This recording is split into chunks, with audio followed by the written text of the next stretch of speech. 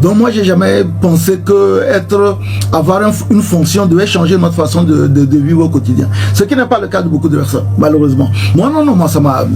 La preuve, c'est que c'est moi qui ai décidé volontairement de partir. Peut-être que si je n'étais pas parti et que si je ne m'étais pas opposé à certaines choses, je serais peut-être sénateur comme beaucoup de mes anciens collègues le sont aujourd'hui. C'est vrai que vous avez décidé de partir, vous avez écrit que vous partiez, mais quelque part, ça, vous n'avez pas été forcé un peu. Non, je vais vous faire une confidence. Depuis que je suis en politique, personne ne m'a jamais menacé. Personne ne m'a jamais envoyé un message dur ou quoi que ce soit. Même pendant cette période où j'étais j'ai dénoncé certaines choses pour partir. C'est un choix personnel, personne ne m'a conseillé. Mais comme je vous l'ai dit, j'ai fait une analyse de mon engagement de 15 ans en politique, des implications que la Ve République avait pour moi, mon engagement politique, et j'ai considéré que je n'ai plus ma place dans cette 5e République, et c'est parti. Donc c'est pas, j'ai pas été forcé, j'ai pas été contraint. La seule chose qui m'a contraint, c'est la 5e République. Vous avez été forcé à partir parce qu'il y avait la 5e République qui se profilait. Voilà. Qu'est-ce que vous reprochez à cette République? Parce qu'aujourd'hui, il n'y a plus possibilité. Si on prend notre histoire, où depuis 1994, il n'y a qu'un seul parti politique qui a gagné les élections, où en 2024, on se retrouve avec un parti politique qui prend 98% des sièges à l'Assemblée nationale, où il y a plus d'élections présidentielles. Donc logiquement, quand on mettait bout à bout tous ces raisonnements-là, c'est que la possibilité qu'il y ait une alternance politique à travers les élections est quasiment aujourd'hui, et cette probabilité l'approche de zéro. Alors que quand vous engagez en politique, votre envie, c'est de devenir un jour président. Donc si vous êtes dans un système politique qui annihile cette possibilité-là, et qui, alors que vous avez mis, je parle de moi, pour les élections de 1994, tous les moyens, alors que vous avez pendant 5 ans été l'un des politiciens les plus, on va dire, ouverts, alors que vous avez pris plus de la moitié de vos émoluments de l'Assemblée pour faire des actions sociales dans votre préfecture, alors que vous avez fait une belle campagne qui a démontré quand il y avait une sérieuse mobilisation, quand vous prenez tout ça, vous dites, mais ça sert à quoi? Ça sert à rien. C'est-à-dire qu'aujourd'hui, dans l'état actuel des choses, si on reste dans la façon dont les élections sont organisées en 2024, le parti au pouvoir va rester au pouvoir pendant le plus longtemps possible. Donc ça ne sert à rien, tout simplement. C'est un raisonnement même pure logique, hein, c'est même pas des élucubrations, c'est de la logique, c'est du syllogisme. Si ça et donne ça, donc ce qu'on aura demain, ce sera permanent. C'est des gens peut-être qui m'écoutent vont dire, mais vous êtes pessimiste, mais non, moi c'est pas... Oui, mais en même temps, quand on vous écoute, on a l'impression que vous découvrez ce que vous êtes en train de dire là. À un moment donné... Parce que nous avons fait une belle modification constitutionnelle en 2019 qui donnait des garanties d'abord à tout président sortant, qui réglait les deux grands contentieux qu'on a eu dans notre pays pendant une trentaine d'années, à savoir les élections à 2 tours et la limitation de mandat. Et donc, par rapport à cela, pour moi, je pensais que j'étais mission accomplie. C'est-à-dire que c'est la même législation qui a fait une très belle révision constitutionnelle le 15 mai et qui, à la fin de son mandat, même à l'expiration de son mandat, a décidé de mettre en place une constitution. Elle est légale à partir du moment où elle a été validée par la Cour constitutionnelle. Moi, je suis un légaliste, vous savez comment je fonctionne. Mais à partir de ce moment-là, chacun qui les conclusions de son engagement politique. Mais la question que j'allais vous poser, c'est de savoir qu'à un moment donné, on avait l'impression, ou même pas une impression, c'est ce que le constat qu'on faisait. Vous, les centristes, par exemple, vous étiez globalement en phase avec le parti au pouvoir. Non, du tout. Moi, je rappelle quand même que j'ai fait 39 interpellations à l'Assemblée nationale. J'ai voté contre un certain nombre de lois, y compris donc la loi constitutionnelle. Le vrai problème, c'est que le centrisme ne s'oppose pas souvent au parti au pouvoir, ce qui est pourtant toute fois que les centristes s'opposent au parti au pouvoir, on dit bof, de toute façon ils font semblant. Mais le centrisme s'est retrouvé dans notre pays s'opposer à ceux qui ont des positions radicales. C'est-à-dire qu'en réalité, pendant longtemps, les deux bords politiques qu'on avait dans notre pays, c'était ceux qui voulaient que ceux qui sont au pouvoir dégagent entièrement, et ceux qui étaient au pouvoir qui disaient nous on bouge pas. Donc nous les centristes, on arrivait, on dit écoutez, on peut trouver un compromis pour faire que qu'on ne dégage pas tout, mais qu'on ne garde pas la situation et le statu quo. Et dès que tu dis oui mais dans notre pays, parce qu'on a habitué les militants pour ça, dès que tu dis oui mais, on dit tu es vendu. C'est dommage, mais bon, moi quand on prend tout mon engagement politique pendant les 15 ans, à aucun moment et je mets à défi toute personne de me prouver le contraire, à aucun moment nous avons appelé à voter le parti au pouvoir. Jamais.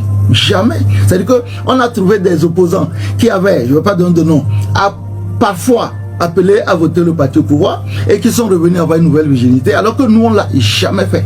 Jamais on a appelé. Même les fois où on n'est pas allé aux élections, comme en 2020, on a dit à nos militants, votez pour les autres candidats de l'opposition. Mais maintenant, ce que disent, c'est que le centrisme, peut-être qu'il n'est pas adapté à notre pays, mais quand on dit que quelqu'un est centriste, on dit non, c'est pas, il n'est pas centriste, il mange. Avec le recul, est-ce que vous avez l'impression que le centrisme est adapté à notre pays? Oui, le centrisme est la seule chose qui fait sortir qui va sortir le Togo de la situation dans laquelle nous sommes.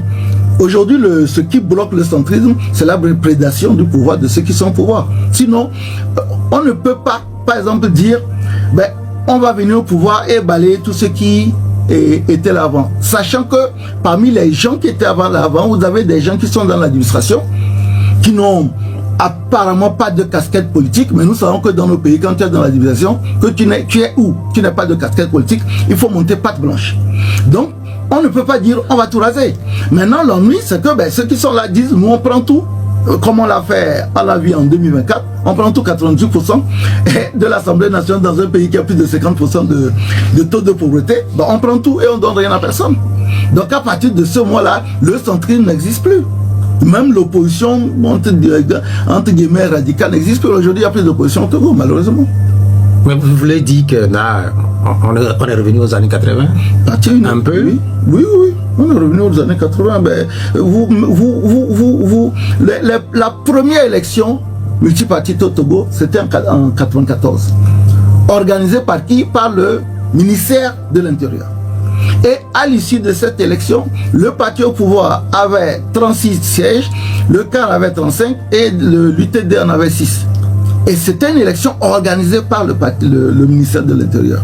C'est la dernière fois que l'opposition a eu autant de sièges à l'Assemblée nationale. Je l'ai dit, c'est pour ça que je dis la dernière élection à laquelle l'opposition a existé, c'était celle de 94. Après, c'est fini. Mais on avait encore de bonnes belles proportions, 30%, 33 députés, ainsi de suite. Et ben, ça, c'est parti en fondant. Aujourd'hui, on a à peine 5 députés de l'opposition à l'Assemblée nationale sur 113, alors qu'autrefois, c'était 81. Intéressons-nous un peu au centrisme, puisque c'est à ce courant que vous avez appartenu. Vous avez fermé avec le PDP, un groupe à l'Assemblée nationale. Est-ce que depuis, vous avez continué par entraîner des rapports ou pas avec vos amis du PDP? Non, il y a eu un schisme qui s'est fait lors de cette révision constitutionnelle. Le PDP a participé et est signataire de cette révision constitutionnelle, des initiateurs de la révision constitutionnelle. Nous n'étions pas au courant d'ailleurs. Et donc, nous avons toujours été opposés à cette révision constitutionnelle. Donc, nos chemins sont séparés. Bon, maintenant, après, moi, je suis plus politicien. Donc, mais je reste quand même, conserve quand même des relations d'amitié avec le président. On se connaissait avant que on nous rentre tous les deux en politique. Donc, voilà. Mais sur le plan idéologique, les choses se sont rapidement dégradées lors du vote de cette loi. Revenons un peu à votre parti aussi. C'est vous qui avez fondé le nouvel engagement politique. En réalité, ce parti... oui, nouvel engagement togolais. Le nouvel engagement togolais, le NET. Et ce parti, c'est votre image. C'est votre image qui est collée à ce parti. Vous avez été... éjecté. Non, pas éjecté. Non. Vous avez été... je sais pas, remplacé. Non, du tout.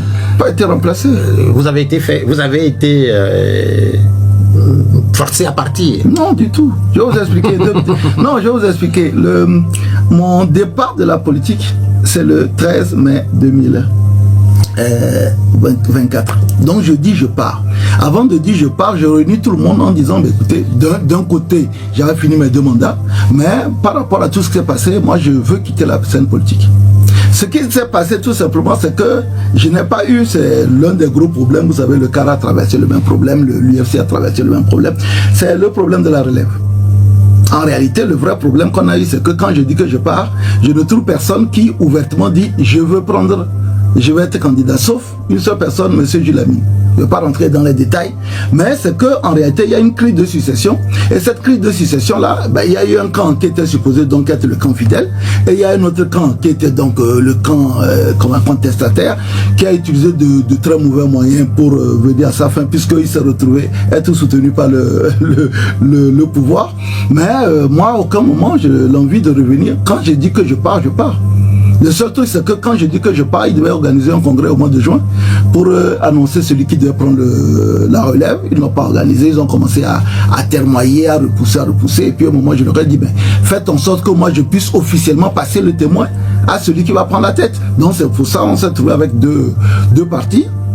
Après, finalement, les deux partis ont fait des congrès. Nous, notre congrès n'a pas été interdit. Donc aujourd'hui, malheureusement, on a officiellement deux nets normands qui ont déposé leur papier au niveau de l'Assemblée, au niveau du bureau du ministre de l'administration territoriale, sauf qu'il y a un net, celui de la contestation, qui a fait des activités sur le terrain, et il y a le NIA qui n'a absolument fait aucune activité sur le terrain. En réalité, l'arbitrage réel aurait été de voir si le net, celui qui est resté fidèle, avait décidé de faire une activité, qu'est-ce qui se passerait? Mais bon, honnêtement, c'est de l'histoire ancienne. Est-ce que de fait, le net que vous incarnez, est-ce que ce net n'est pas mort? Mais il est mort.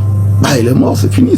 En fait, le vrai problème qu'on a dans nos partis politiques, c'est que le parti ne vit que grâce à son fondateur. C'est pour ça que je vous parlais du cas aujourd'hui. C'est-à-dire que quand le fondateur n'est plus là ou bien se met en retrait, c'est fini.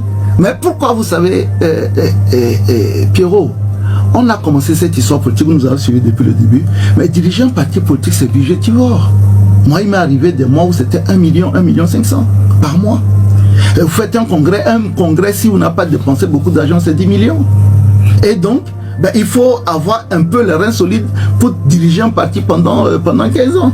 Et donc oui, aujourd'hui le parti, et puis sans compter que je vous demanderai peut-être de vous prêter à un bel exercice, c'est de dire, vous invitez, je ne sais pas lequel des présidents, mais vous invitez celui qui pense qu'il a le titre aujourd'hui de président du net, mais invitez-le pour une émission de 2 heures de temps. Vous allez voir, il va refuser. Parce qu'il faut... Mais pourquoi vous dites ça? Non, mais il faut avoir les reins solides. Vous avez un vice-président que vous avez nommé.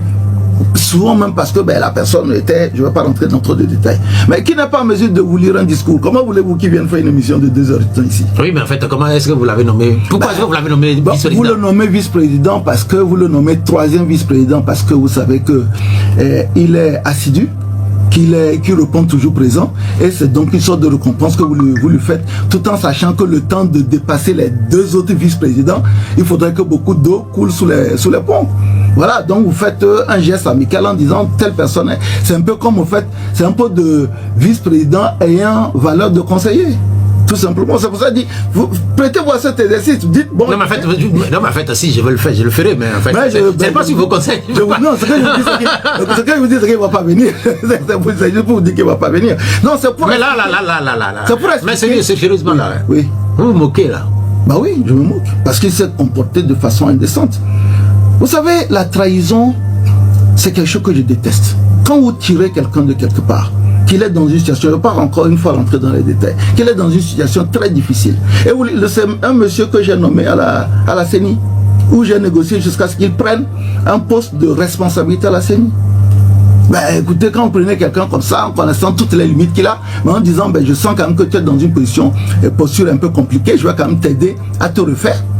Mais quand la personne vous poignarde dans le dos, vous n'êtes pas content, il faut être clair. Moi, ça fait partie des gens que le jour où, maintenant je suis comme un yeux, mais le jour où il rentre dans ma ligne de mire là, je ne dis pas ce qui va se passer. Non, mais en fait aussi, c'est quelqu'un qui écrit que c'est pas le sujet. En réalité. Mais bon, vous savez, moi je suis ouvert je réponds toujours à tous les sujets. Oui, mais on sent de la rancune là. Oui, je suis rancunier. Moi, vous savez, l'avantage d'être un ancien militaire de l'arme blindée cavalerie, c'est d'être toujours prêt. C'est-à-dire que si tu peux me tirer dessus, tu me tires dessus. Si tu me rates, je peux te tirer dessus et te tire dessus. Je suis rancunier, ce mec-là, j'ai la haine contre lui. C'est clair. Vous avez dit là, dans une de vos interventions il y a un instant, que vous avez l'impression, vous avez dit que il est soutenu par le pouvoir. Oui, il a fait son congrès, il y avait un peloton de gendarmerie. Oui, depuis quand vous avez vu un congrès qui a un peloton de gendarmerie qui vous encadre? Oui, mais il s'est toujours dit aussi que le net, depuis que le net a été toujours soutenu par le pouvoir. C'est la preuve que ce n'est pas le cas. C'est la preuve que ce n'est pas le cas. Et donc j'ai fait 5 congrès depuis 2012. Est-ce que vous avez jamais vu non, mais est-ce que c'est seulement sur les congrès qu'on peut juger si vous êtes soutenu ou pas? Mais regardez, par exemple, il y a un moment où à l'Assemblée nationale, il y a cette phrase qui a fait tout quand on parlait de buveur de lait. Oui. Et tout le monde avait dit à cette époque que le parti au pouvoir soutenait votre parti. Mais il s'est excusé après, parce que, vous savez pourquoi est-ce que le monsieur a dit que je suis un buveur de lait? Parce qu'il y avait la loi sur le vote de la diaspora. Et j'ai dit, les conditions que vous mettez pour le vote de la diaspora sont tellement draconiennes que vous n'aurez personne. Ça c'est bien justifié, d'ailleurs on a eu à peine 300 personnes. Et donc il y a toujours des gens qui ont considéré que c'est par faveur même qu'on vous autorise à faire la politique dans notre pays. Il y a des gens qui considèrent que le simple fait, il y a des gens qui nous ont dit, oui mais vous avez été député et l'État vous a aidé à être député. La dernière fois j'ai entendu un ministre, je ne vais pas donner son nom, stipuler que Mme Adiarabo, qui est aujourd'hui ministre, députée, qu'elle ne doit pas se plaindre parce qu'elle profite tous les mois des salaires qu'elle reçoit en tant que, comment on appelle ça, député. C'est-à-dire que le simple fait de recevoir un salaire sur un travail que vous faites, on considère que c'est une faveur. Mais qui considère comme ça? J'ai dit tout à l'heure qu'il y a un ministre, je ne vais pas donner son nom, vous aurez le truc, qui a dit tout récemment que Mme Adiamagbo qui conteste des choses qui sont à l'Assemblée, par contre, elle continue à toucher son salaire. Les gens ont toujours considéré que le simple fait que nous soyons députés qui touchons un salaire à la fin de truc était une faveur. Les gens considèrent que les fonctionnaires aujourd'hui qui travaillent et qui sont payés, ben ils sont payés parce que le régime en place a une faveur pour eux. C'est quelque chose qui est ancré dans l'esprit des gens. Donc moi je ne sais pas pourquoi est-ce que quelqu'un dit que j'étais buveur de lait. Bon, moi je n'aime pas le lait, c'est tchoukou que je bois. Il aurait dû être buveur du tchoukou que ça se comprendrait. Mais il n'en reste pas moins que, bon, après on s'est expliqué, parce que je vous l'ai dit, hein. Mais c'est excusez ce que vous avez dit. Oui, pendant 13 ans. Mais pourquoi est-ce qu'il n'a pas fait publiquement? Faut lui demander. Puisque ce qui est resté, c'est quand même... Oui, mais pendant, ce que je veux dire, c'est que on conteste une loi qui est injuste. Et ce que en face, ceux pour qui on conteste, contre qui on conteste la loi, dit, vous êtes buveur de lait. Et au lieu que les gens s'occupent de savoir, mais en réalité, pourquoi est-ce que c'est une insulte? C'est une insulte. Au lieu que les gens se posent la question, mais pourquoi est-ce qu'on insulte de cette façon? On dit, écoute, de toute façon, vous êtes buveur de lait. Moi, si quelqu'un m'a vu un jour boire le lait, il suffit, c'est l'avantage même peut-être même d'avoir quitté la politique, c'est qu'il suffit tout simplement de montrer le lait que j'ai bu, le jour où je l'ai bu, il y avait combien de litres, et est-ce qu'il est resté du lait sur mes lèvres ou pas? Mais quand on vous écoute, on a l'impression que vous semblez ne pas avoir de responsabilité dans tout ce qui vous est arrivé par la suite. En réalité, est-ce que c'est ça la situation? Non, ma responsabilité, c'est que je n'ai pas préparé de relève. Ça, c'est ma responsabilité. J'aurais dû pendant... Mais non, c'est pas que je n'ai pas préparé de relève. J'avais deux ou trois personnes qui au dernier moment sont défilées. Ma responsabilité, c'est certainement que je n'ai pas préparé de relève dans l'hypothèse du moment où je partirai. Voilà, donc ça c'est ma responsabilité. Pendant ce, autrement, Pierrot, je n'ai pas beaucoup de ressources, mais quand même j'ai près de 200 millions à peu près investis en politique pendant 15 ans, de ma poche, de mes activités. Et tous ceux qui travaillent avec moi le savent, parce que 90% des dépenses qu'on faisait dans le parti, je disais toujours aller à mon secrétariat. J'ai fait ce qu'il ne faut jamais faire en entrepreneuriat, c'est de confondre la trésorerie de l'entrepreneur avec la trésorerie du parti, de mon parti. Donc ça, c'est documenté, tout le monde sait que 90% des dépenses qu'on faisait pour le parti, la plupart étant venaient de mes activités professionnelles. Donc je ne vais pas m'excuser d'avoir dépensé autant et considérer que j'ai une responsabilité. La vraie responsabilité que j'ai, c'est de ne pas préparer de relève, mais ou bien ce que les gens sur lesquels je comptais n'ont pas répondu présent, tout simplement. Depuis que vous êtes arrivé ici, il y a quand même une formule qui m'est revenue, ou une image qui m'est revenue. Quand les centristes passent par ici, ils nous parlent de 2030. En réalité, c'était pour vous une date, oui, 2030. Malheureusement, je crois que c'est cette date-là qui viendra finalement pas, qui a fait que un certain nombre d'acteurs, notamment vous êtes éloigné. Et là, aujourd'hui, est-ce qu'on peut dire sur votre parcours, ces 15 ans, vous aviez dit, est-ce qu'il y a eu que de mauvais? Est-ce qu'il y a eu que de bons? Qu'est-ce que vous en tirez globalement? Non, il y a eu beaucoup de bonnes choses. Que ce soit avant de rentrer à l'Assemblée nationale, nous nous contentons pas uniquement de faire de la politique, mais nous faisons énormément de solidarité. Moi, j'ai fait énormément d'actions sur le terrain, et quand je retourne voir ces personnes-là, la reconnaissance de ces personnes-là, c'est quelque chose de magnifique. Il y a eu quelque chose de très intéressant, c'est à l'issue des élections municipales de 2019, parce que vous savez, 2018, on a dit que certains partis ne sont pas allés, donc du coup, est-ce qu'on avait vraiment poids ou pas? Mais quand je fais les élections municipales de 2019, je m'en sors avec 33 conseillers, et quand on prend le nombre de conseillers, je me retrouve quasiment juste après l'ANC et l'UFC. Ça, c'est des moments très intéressants. Et tout à l'heure, je vous ai parlé du nombre d'interpellations. Là où les centristes ont montré, à mon sens, pendant les 5 ans, leur importance, c'est qu'à plusieurs reprises, nous avons intervenu sur certains sujets, nous avons un gain de cause, parfois de façon sous la table, sans que pour autant on ne sorte pour se gargariser, pour dire que ben voilà ce qu'on a eu. Moi, je peux vous dire que j'ai intervenu énormément sur des sujets en tant que député, parfois vraiment en interpellant les gens, les ministres directement, et j'ai résolu ces problèmes-là. Ça fait partie de ce qui me rend particulièrement heureux, parce qu'il y a des situations qui étaient parfois très compliquées, et sur lesquelles on a intervenu, on a réussi à arrêter peut-être la situation, on a réussi à améliorer, on a réussi même parfois à avoir des financements pour régler certains problèmes. Oui, ça fait partie des choses pour lesquelles je suis particulièrement heureux, et que personne ne m'enlèvera le plaisir d'avoir fait ça. Voilà. Mais est-ce qu'il y a aussi des choses, oui, pour lesquelles vous devriez pour avoir des positions que vous n'avez pas eues, que vous regrettez par la suite? Oui, en réalité, à partir du moment où nous n'avions pas beaucoup de poids, dans un premier temps, vous savez, dès 2012, nous sommes rentrés dans la coalition Arc-en-Ciel, parce qu'on se disait qu'en étant ensemble, on allait pouvoir faire les choses, changer les choses de l'intérieur. Et malheureusement, cette expérience n'a pas été concluante, que ce soit au niveau de la coalition Arc-en-Ciel ou bien que ce soit au niveau de CAP. Donc, je regrette par exemple d'avoir perdu un peu de temps dans ces regroupements-là. Et je pense que peut-être en 2014, il y avait peut-être une possibilité de mieux faire les choses, parce que c'est l'année là où j'ai senti que le pouvoir était prêt. Si on avait fait les réformes en ce moment, le pouvoir était prêt à les appliquer. 2014.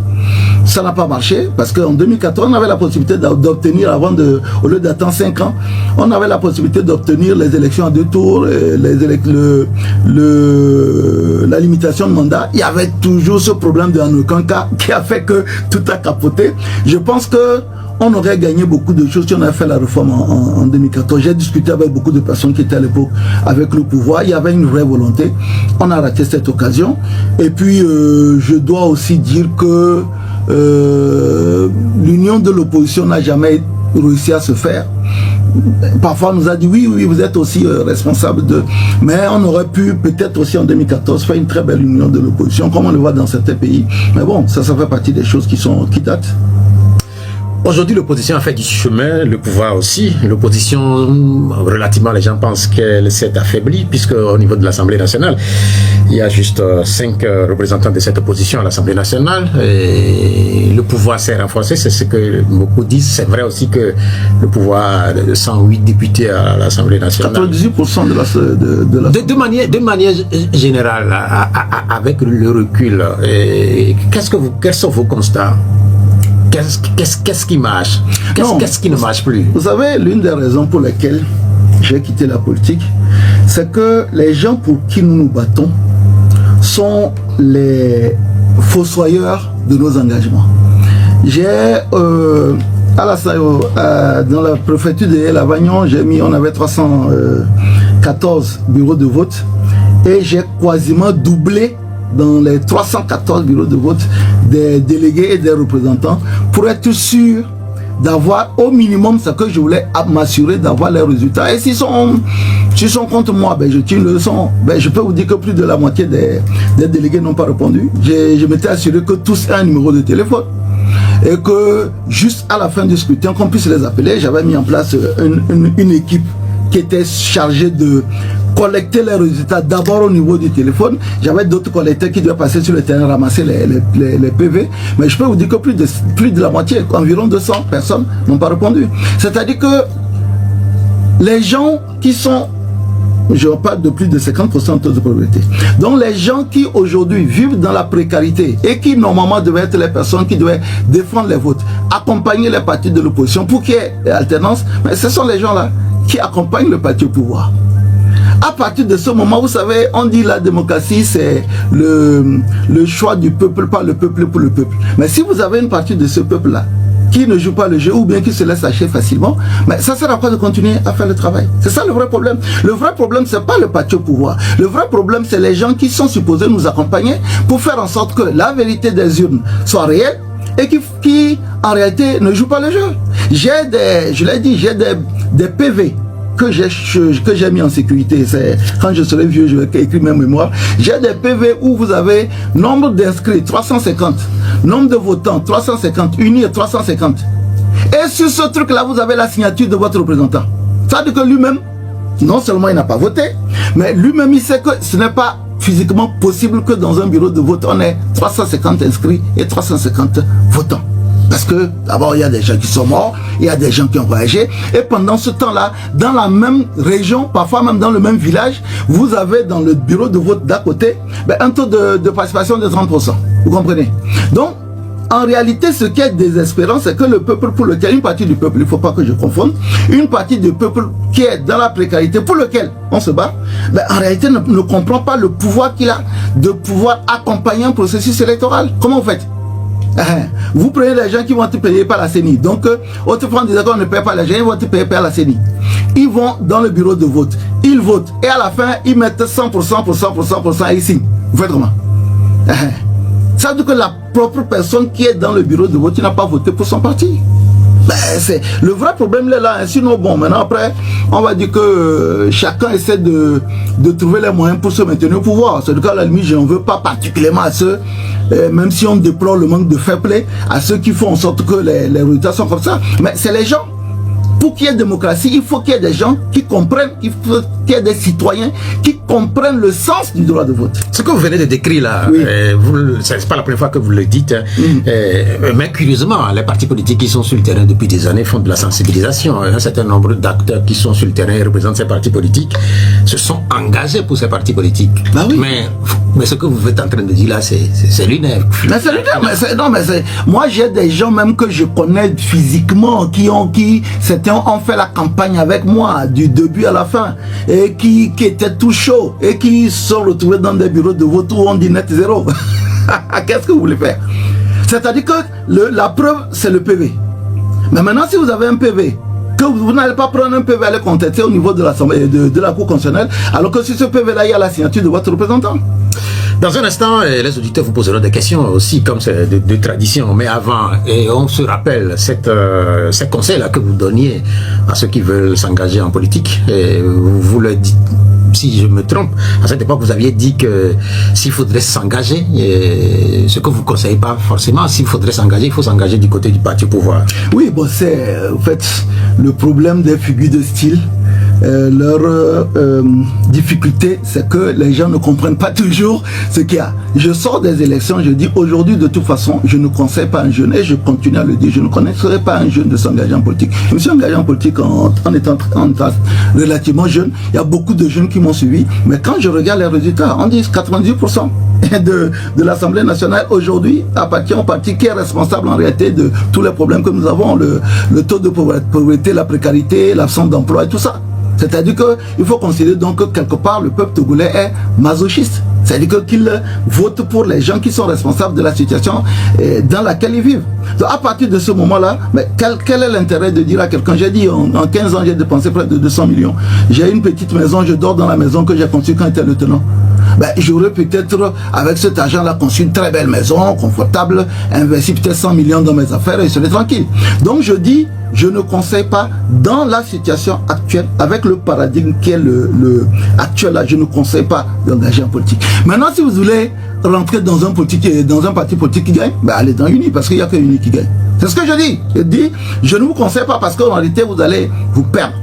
Mais si vous voulez absolument gagner, 98%, 108 députés sur 113. Si vous voulez gagner, allez là-bas. Là, le seul endroit où vous avez une chance de gagner, c'est là-bas. Le reste, là, vous allez perdre votre temps, vous allez le casser la gueule.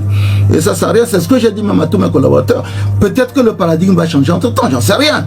Moi, j'en appelle à une 6e République en disant, il faut qu'on revienne à aujourd'hui, vous vous rendez compte que parfois je suis certain même que vous appelez des hommes politiques à venir peut-être ici qui hésitent, parce qu'aujourd'hui nous sommes rentrés dans un climat anxiogène. Les gens se posent des questions, est-ce que les belles libertés d'expression que le Togo a eu pendant des années, est-ce que ces libertés d'expression existent encore, est-ce qu'elle n'est pas mise en défi, est-ce qu'elle n'est pas mise en chose? Donc aujourd'hui on est dans un climat qui n'est pas, moi on aurait eu ce climat là en 2012, je ne serais pas rentré en politique, ça c'est clair.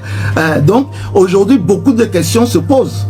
Donc si un jour le paradigme change, moi je me souviens en 2012 tu pouvais aller sur n'importe quelle chaîne et dire ce que tu pensais. Combien de fois on n'a pas créé président d'émission ici sans rien avoir. Aujourd'hui la question est-ce que si tu dis ça, est-ce que on va pas interpréter? Mais en fait les gens demandent que le président démissionne. Mais si on vous dit vous avez remise en cause des institutions de la République. Mais il ne faut pas exagérer aussi. Non, mais ce que je veux dire, c'est qu'aujourd'hui la question qu'on peut se poser, est-ce que si vous créez des présidents d'émission et on vous dit que c'est remise en cause des institutions de la République, parce que c'est aussi, ça peut être aussi considéré comme une infraction.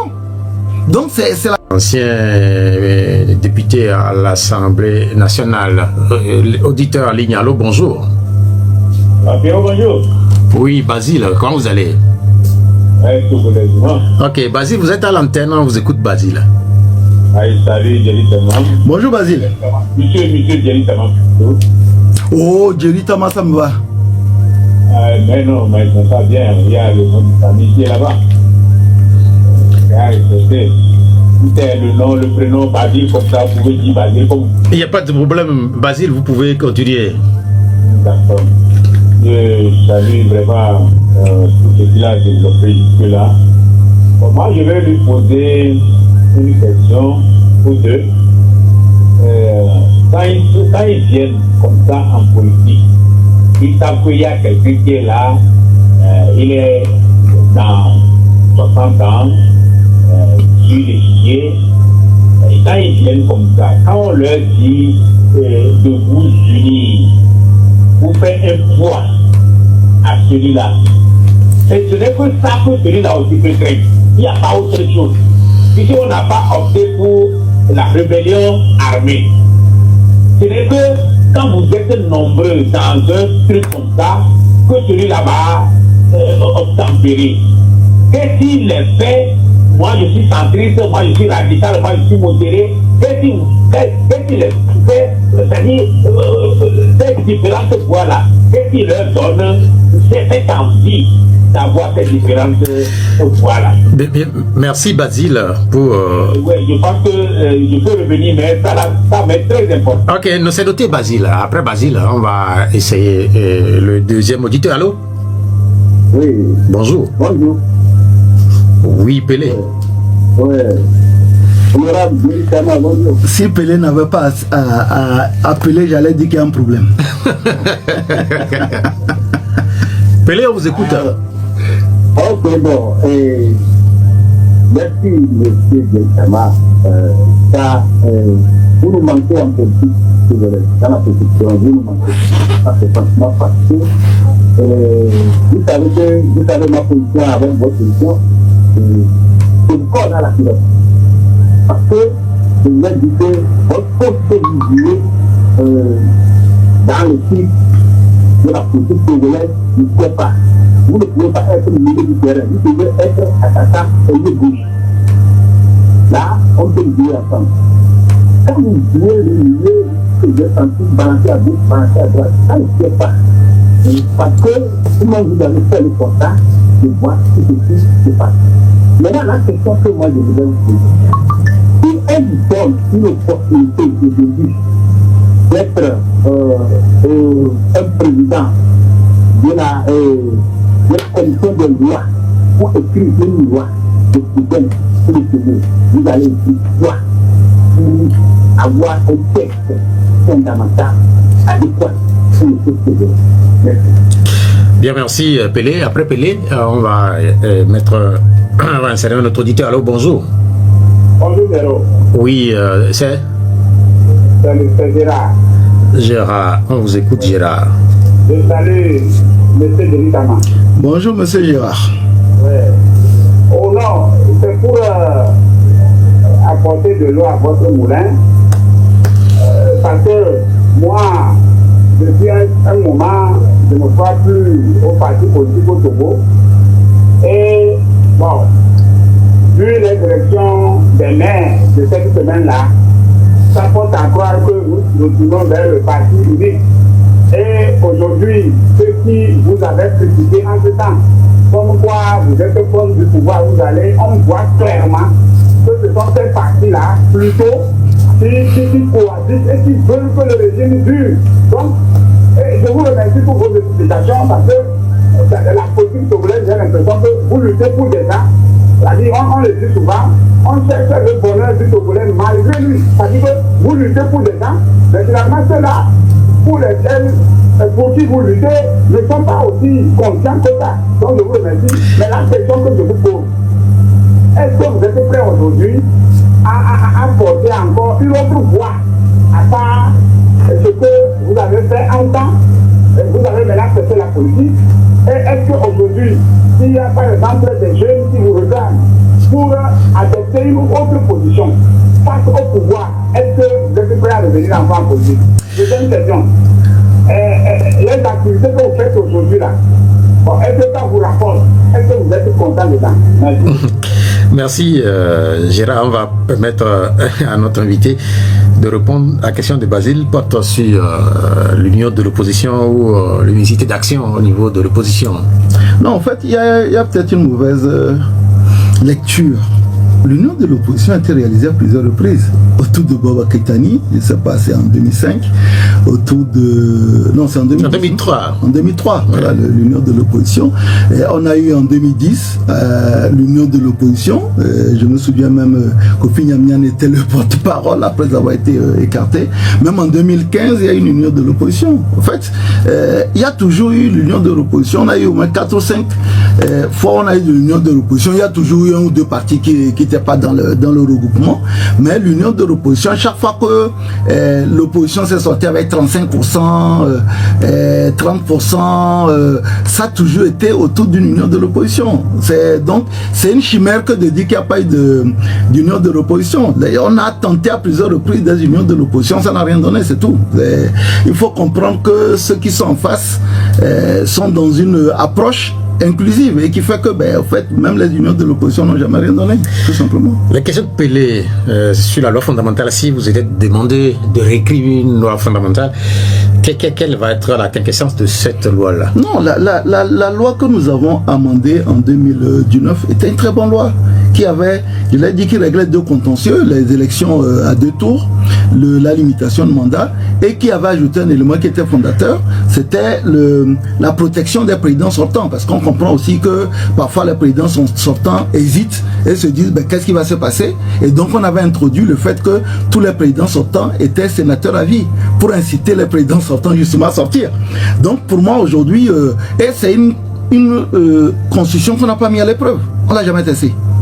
On l'a jamais testé, on l'a voté en 99 et puis en 2004. C'est-à-dire qu'il n'y a même pas, on l'a pas mise à l'épreuve. En 2004, elle est partie. La révision de 2024. En 2024, la révision, cette révision-là avait un gros avantage que j'ai été le seul et le seul à l'appliquer, c'est la possibilité donnée au président des institutions de saisir la Cour constitutionnelle. Moi, j'ai saisi la Cour constitutionnelle à 2 reprises. La première reprise a échappé à tous les journalistes, mais j'ai saisi la Cour constitutionnelle à 2 reprises en ma qualité de président du groupe parlementaire. Donc, pour moi, c'était l'une des meilleures constitutions. Si aujourd'hui je dis qu'il faut revenir à la constitution de 2012 et de 92, parce que c'était toujours la constitution de 92, c'est de revenir à cette mouture-là, la mettre en l'épreuve sur une génération 20 ans, et après, voir si elle a des insuffisances. Hein, on a mis en place une constitution, on ne l'a pas expérimentée, on ne sait pas pourquoi on a changé. Et c'est toujours la même assemblée qui l'a changé. Ah, ça n'a pas de sens, ça ne tient pas. La question de Gérard, revenir en politique, est-ce que c'est possible? Non, moi, société civile, là c'est parce que je suis pris vraiment par les activités professionnelles. Non, je vais créer un truc de société civile, une association sur la loi de 1901, et puis on peut intervenir sur des questions de liberté, de justice et de développement à travers la société civile. On peut contribuer au travail de son pays sans forcément par la politique. Vu que maintenant pour moi, je dis que l'alternance politique, si on est dans le même paradigme, ça va être difficile. difficile. Oui, on peut pas la société civile. J'aurais dû créer l'association depuis longtemps, mais bon, pour le moment, je vends les portes et les fauteuils. Justement, pour les portes et les fenêtres que vous vendez là, est-ce que cela vous rapporte? J'arrive à payer la main d'œuvre de mes 22 gars, donc c'est ça. Maintenant, pour le moment, une entreprise ne devient réellement rentable qu'au bout de 1 ou 2 années, et même pour 3 années pour certaines. Donc, pour le moment, c'est de réussir à faire face aux charges courantes. Et puis après, on verra. J'ai l'avantage d'habiter chez moi, donc j'ai l'avantage d'avoir une partie de la menuiserie qui est sur un terrain qui m'appartient. Donc, les charges locatives baissent suffisamment. Donc, voilà, ça va. Le téléphone à nouveau avec les auditeurs qui nous écoutent. Allô, bonjour, auditeur. Oui. Frédéric, on vous écoute. Ok, bonjour monsieur Thierry Tamar. Parfait. Bonjour Frédéric. Monsieur Thierry Tamar, sincèrement, c'est à vous écoutant, c'est comme si il y a une expression qui dit qu'on nous dit après les jours. Sincèrement, par là, est-ce que les Togolais sont la politique un peu la génétique? Est-ce que vous me développez ça? C'est bonne émission. Vous avez parlé de haine entre-temps et par rapport à votre... ça, c'est pas le peuple togolais, c'est une affaire interne. Allô? Après Frédéric, je crois que nous allons essayer notre auditeur. Allô? Allô? Oui, bonjour. Bonjour, c'est Basile? Oui, c'est Basile, je reviens. Ok. Bon, je peux parler? Mais allez-y, Basile. Parce que le président a répondu, j'ai écouté ça, mais entre 2 mots, on choisit toujours le moindre. Je pense que c'est l'unicité d'action là, seule, qui peut faire la paix. Mais il y a beaucoup parmi vous, la situation, quand ça y est, comme nous sommes là, ils tirent leur compte là-dedans, et ils ne veulent jamais cette unicité-là. Tu vas les voir, ils posent des conditions. Si c'est avec tel là, moi je ne vais pas être avec lui, je ne vais pas être avec ça. Pendant ce temps, il lutte pour être député, il lutte pour être maire. Bon, ça là, c'est ce que le peuple cherche ou bien c'est quoi? On veut une alternance dans le pays. Il y a longtemps qu'on a su qu'ils ne veulent pas d'alternance. Pourquoi est-ce qu'on ne va pas faire une unicité d'action, quelles que soient les conditions? Que quelqu'un avait tué ta maman ou pas, ce n'est pas un problème quand même. Basile. Oui. Mais comment est-ce que par exemple on peut forcer les gens à être unis si les gens ne veulent pas être ensemble? Mais qui dit qu'il faut forcer les gens? Oui, mais moi j'ai dit. Mais chaque dimanche, Basile, vous posez la même question chaque dimanche aux acteurs qui passent ici. Et chaque dimanche, ils vous disent qu'ils travaillent pour l'unité ou l'union de l'opposition. Je vais le répondre. Mais ils n'ont pas le faire, on va voir d'abord. Celui qui ne peut pas enlever lui seul n'a qu'à être là pour faire ce que lui peut faire, on va voir. C'est noté, Basile. Mais Basile, c'est noté votre proposition. Il insiste sur... Je vais le répondre. Allô? Oui, Bonjour. oui, c'est Félix. Oui. Bon, je vais demander encore, honorable, est-ce que avec cette fonctionnaire de politique-là, vous êtes là pour le combat, vous voulez le combattre, si le combat, quelle est votre position si parce que vous allez nous imprimer sur le parti politique et devenir citoyen. Est-ce que vous allez combattre la sécurité pour qu'elle vive, pour qu'elle devienne quoi, pour qu'on change la République, de passer à la 4e, monter à la 6e République. Pélé, vous savez que Jerry, il n'est plus sur la scène politique, vous savez, il peut donner ça.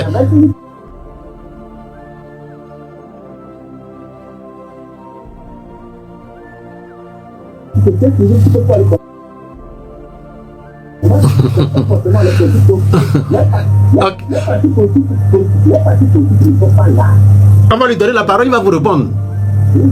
Il va vous répondre.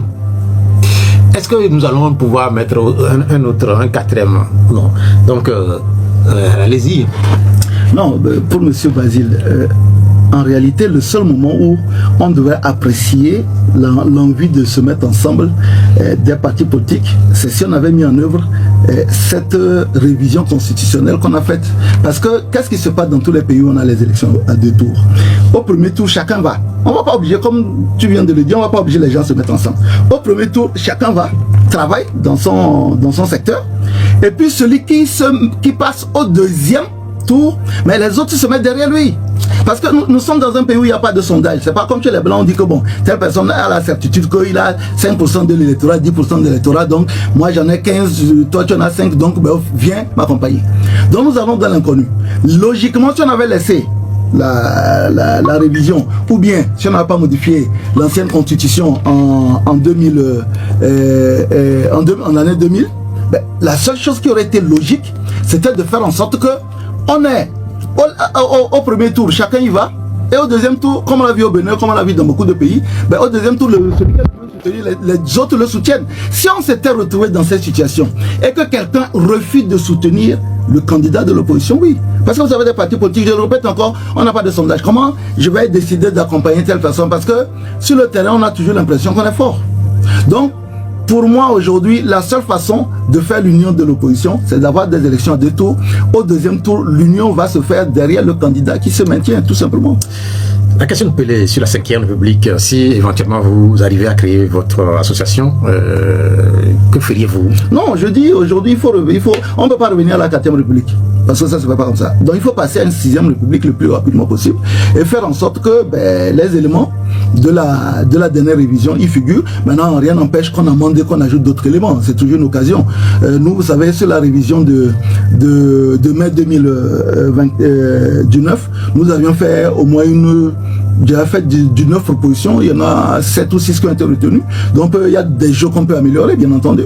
Mais il n'en reste pas moins qu'il faut sortir de la 5e République. L'un des premiers handicaps de la 5e République, on s'est rendu compte que les partis politiques de l'opposition ont disparu. Est-ce que c'est bien d'avoir un pays comme le nôtre où les partis politiques ont quasiment disparu, où il n'y a plus de voix discordantes? Aujourd'hui à l'Assemblée nationale, vous n'avez même plus de groupe parlementaire, on n'a jamais eu ça. Vous n'avez pas d'opposants dans le bureau. Donc en réalité aujourd'hui on a une politique sclérosée où nous sommes dans un parti unique de fait. Est-ce que c'est bien pour notre pays? J'en sais rien, moi j'ai quitté la scène. Mais est-ce que c'est bien pour la vitalité, pour les espérances? L'homme se nourrit d'espérance. Les jeunes qui ont 20 ans aujourd'hui doivent pouvoir se dire, écoutez, dans 5 ans, dans 10 ans, je vais peut-être devenir maire, je vais peut-être devenir député, je vais peut-être devenir ça, en portant mon identité, en apportant ma singularité, en apportant ma contribution, en n'étant pas non plus dans un ensemble monolithique où les gens ne brillent pas par leur liberté d'expression.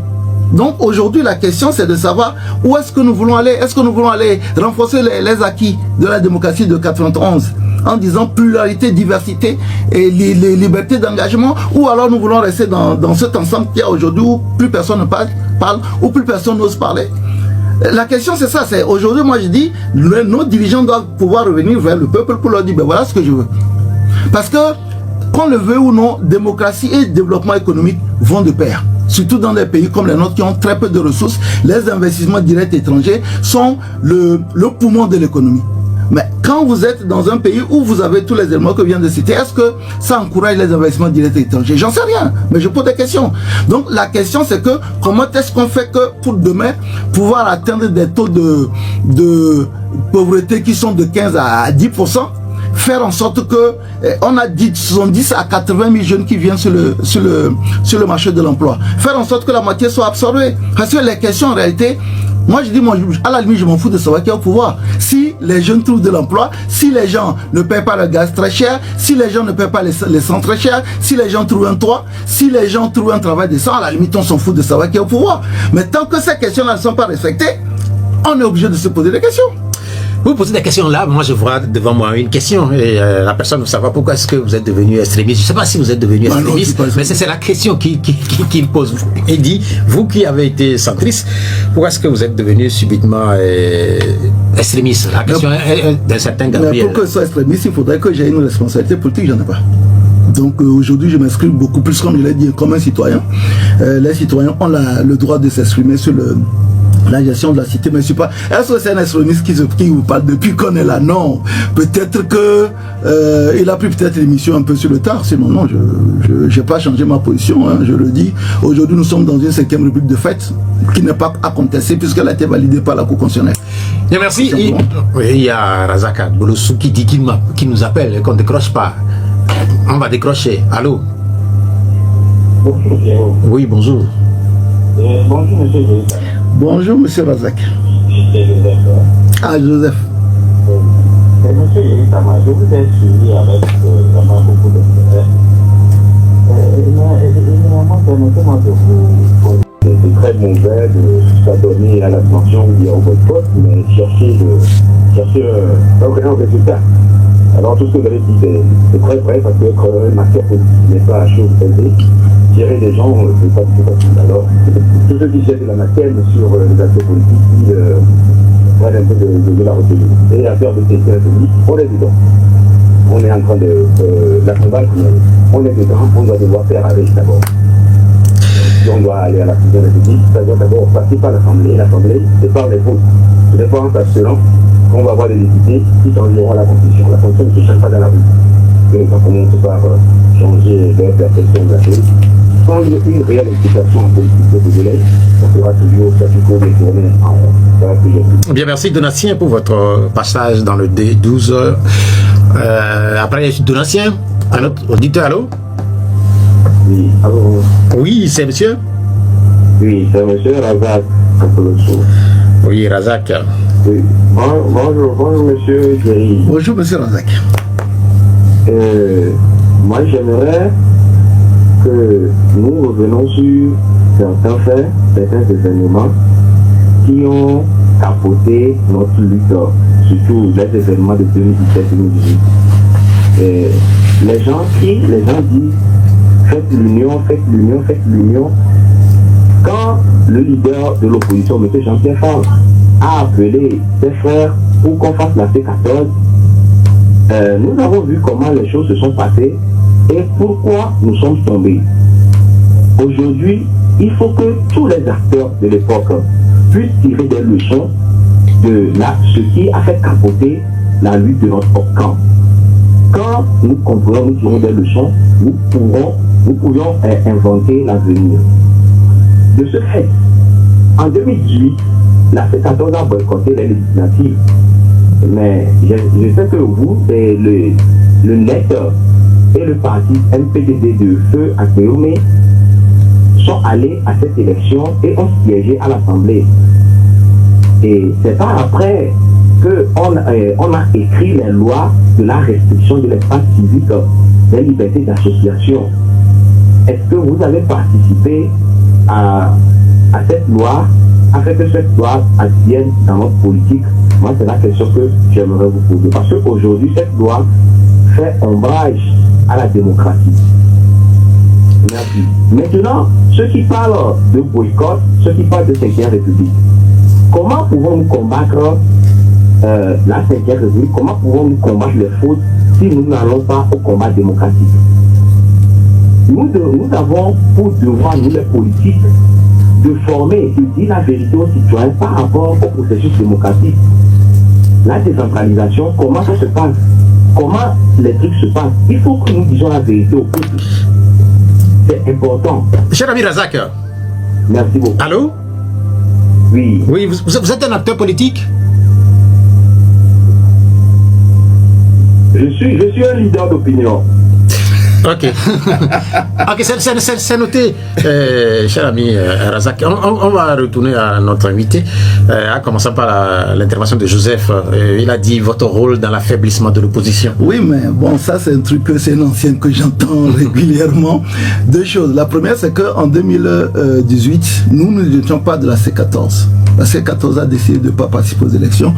Nous avions accompagné les manifestations de la C14 jusqu'à un certain moment. Et donc, nous avons participé aux élections en n'étant pas supposé suivre un mot d'ordre d'un regroupement de partis politiques qui n'avait pas pensé aussi peut-être nous consulter et nous associer à la décision. Mais il y a un détail que les gens oublient, c'est qu'en 2019, tous les partis qui ont appelé au boycott des élections législatives ont participé aux élections. municipales dans les mêmes conditions avec la même CENI. Donc on ne peut pas aujourd'hui nous rendre coupables ou responsables d'avoir participé aux élections en 2018, alors qu'une année plus tard, sans que rien n'ait changé, c'est-à-dire que ni la composition de la CENI, ni la loi portant au code électoral, sans que rien n'ait changé, les mêmes partis ont participé aux élections municipales. Donc en réalité, s'il faut tenir des gens responsables, il faudra prendre en place toute la classe politique de l'opposition. Parce que ça, les gens ne prennent pas suffisamment ça en compte. Si les gens étaient restés dans leur posture, je rappelle même que la C14 a participé aux élections de 2019 en tant que C14, sans l'ANC qui avait quitté certains autres partis. Donc, cet argument ne tient pas. Deuxième élément, c'est que l'opposition tout entière qui a participé aux élections en 2018 faisait 14. Nous, on avait 3 députés. Il faut la majorité, une bonne partie des lois, la majorité simple, ça fait 46 députés pour prendre une décision.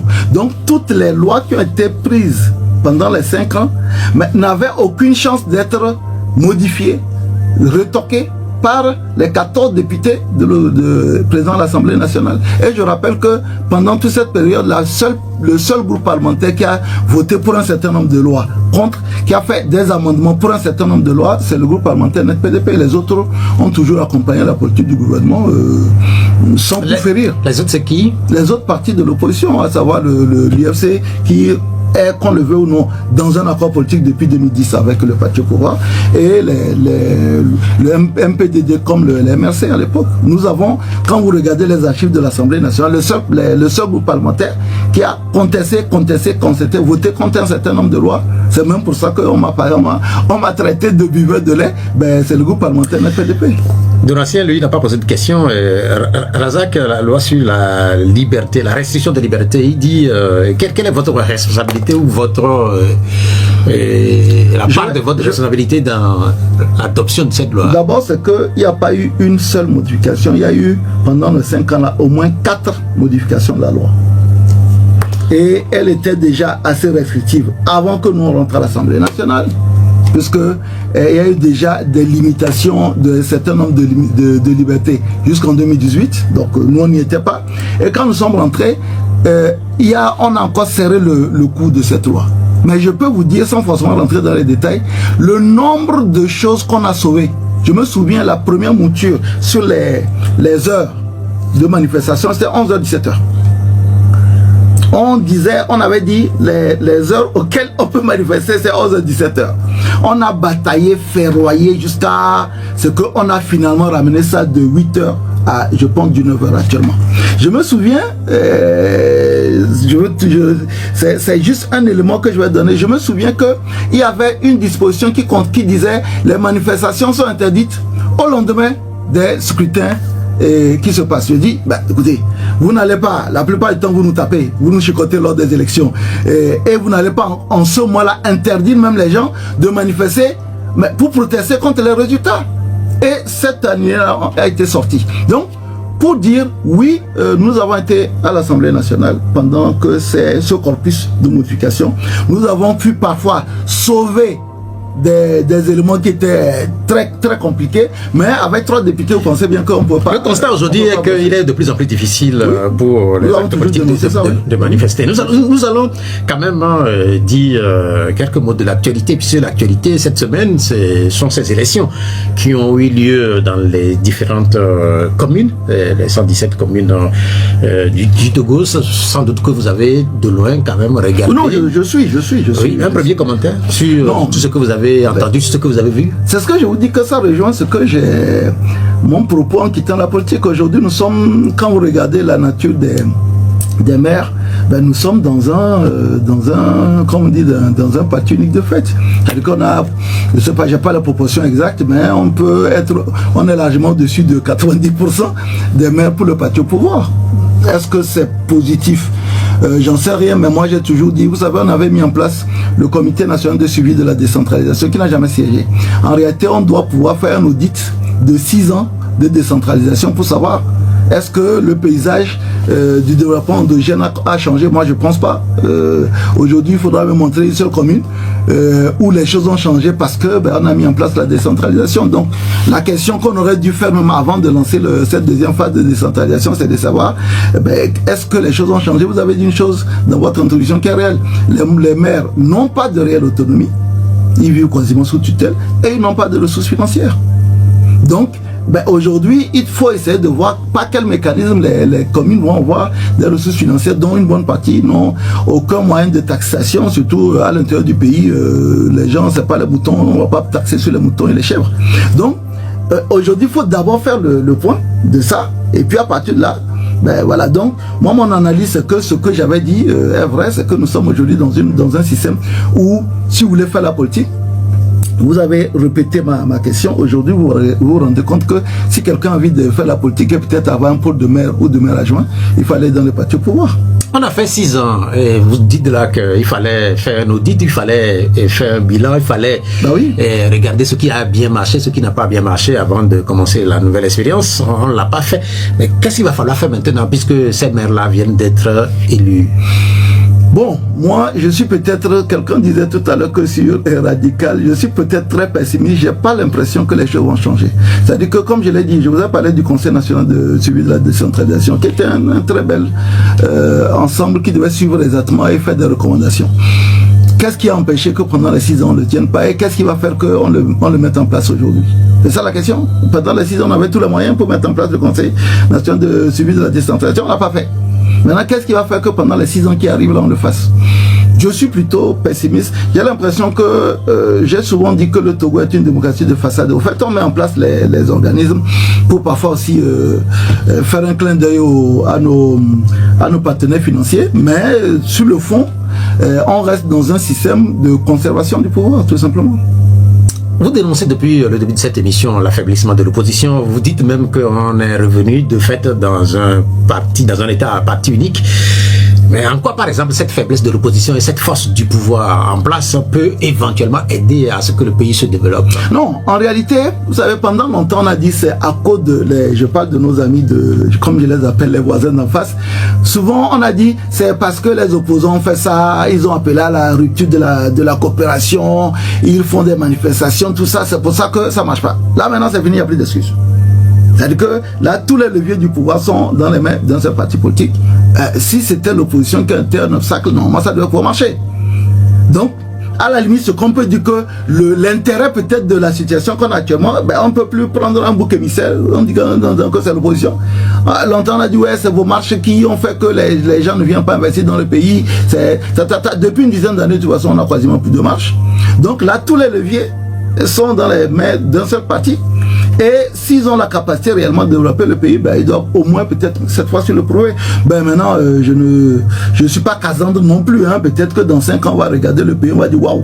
Comme aujourd'hui, quand on regarde un peu le Bénin, j'ai eu le ministre Doucet qui a dit dans un rare instant de lucidité que quand on regarde le Bénin aujourd'hui, on ne le reconnaît pas, il a changé en un rien de temps. J'espère que d'ici 5 ans, il dira la même chose du Togo. Capable de lucidité. Parce qu'aujourd'hui, qu'on le veut ou non, quand vous regardez les indicateurs du Togo et les indicateurs des pays qui sont tout autour, nous sommes dans le rouge dans beaucoup d'indicateurs. Ça aussi, c'est une réalité. Oui, mais en fait, vous voulez dire que il perd la lucidité. Non, je dis dans un rare moment de lucidité, lui-même il reconnaît qu'aujourd'hui quand vous regardez le Bénin, vous ne pouvez pas le comparer à notre pays d'abord et vous ne pouvez pas le comparer à ce que le Bénin était il y a 5 ans. Donc pour vous, quand il dit par exemple que le pays va mieux, donc il est dans l'exagération? Mais bien sûr, il est dans l'exagération. Nous vivons dans le pays là. On vit dans le pays, c'est-à-dire que bon après maintenant c'est facile d'aller à l'ONU dire que tout va bien, mais on est dans le pays.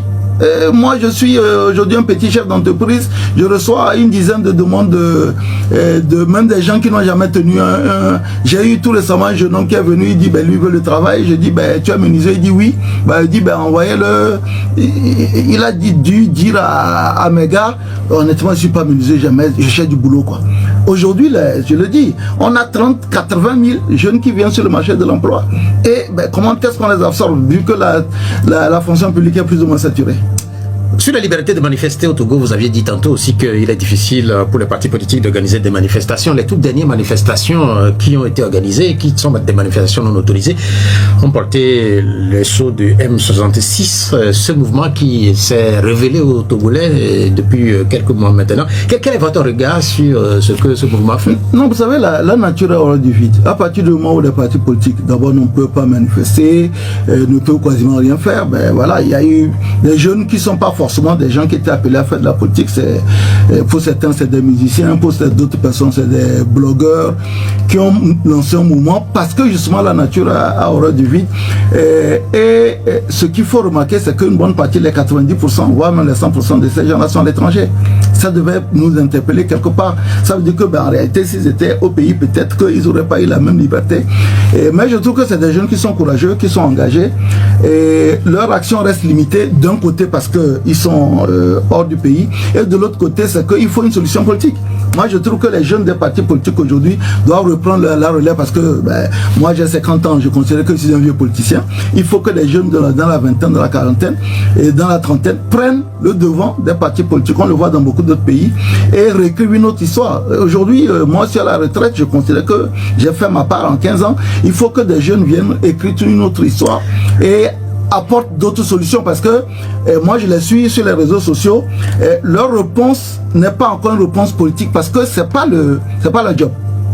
Aujourd'hui, si on remet à ces jeunes-là tout à l'heure, M. Pelé parlait de constitution, si on leur remet une constitution pour dire qu'est-ce que vous proposez, ils ne peuvent pas parce que c'est pas le job, c'est pas leur manquer de respect, hein, mais c'est pas leur boulot. Donc il faut qu'on ait une réponse certes on va dire activiste, mais il faut que derrière aussi il y ait une réponse politique. Il faut qu'il y ait des gens qui sont des spécialistes de la politique qui peuvent pouvoir faire des propositions concrètes sur le terrain.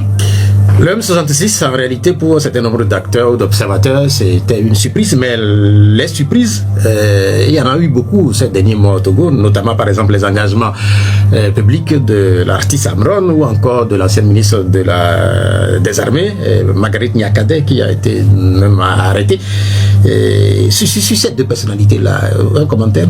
Oui, ils sont très courageux. Amron a fait preuve d'un courage extraordinaire. Madame Nyakade, que je connais aussi, Amron que je connais, ils ont fait preuve de courage extraordinaire. Et quand je vous parlais d'un climat anxiogène, c'est ça. C'est qu'en réalité, c'est que si on se retrouve dans une situation où dès que vous dites des choses qui autrefois se disaient facilement, mais vous vous retrouvez en prise avec la justice, aujourd'hui, ceux qui sont dans le territoire réfléchissent à 3 reprises avant de parler, avant de s'exprimer. Hein, j'ai écouté tout récemment la CNDH qui dit les mesures que le procureur a présentées, c'était uniquement les contenus ici dont il s'agissait.